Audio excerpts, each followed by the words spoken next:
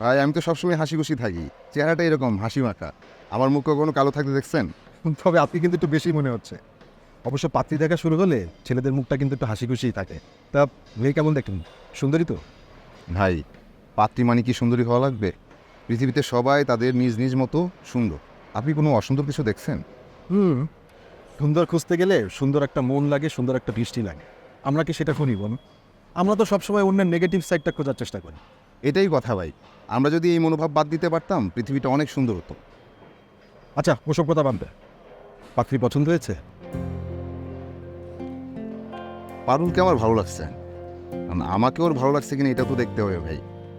আর family matter, আমি একা চাইলে কি সব হবে? তা অবশ্য ঠিক। আচ্ছা, বিয়ের পর কি প্ল্যানিং করলে? ভাই কি যে বলেন আপনি, এখনো বিয়ে হয় নাই, এখনই বিয়ের পরের প্ল্যান? আরে মিয়া, বিয়ের আগেই তো সব প্ল্যানিং করে। কোথায় হানিমুনে যাবে, কদিন থাকবে, সব প্ল্যান তো বিয়ের আগে করে, বিয়ের পরে করে নাকি? আচ্ছা দেখি, ওর সাথে কথা বলি, কোথাও তো যাবই। আপনি এক কাজ করেন, আপনারাও চলেন, আপনাদের ডাবল হানিমুন হয়ে যাবে। ভাই, সম্ভব না। এই বয়সে মুড আছে, হানি নাই। হানি সব ঢালাইতে চলে গেছে।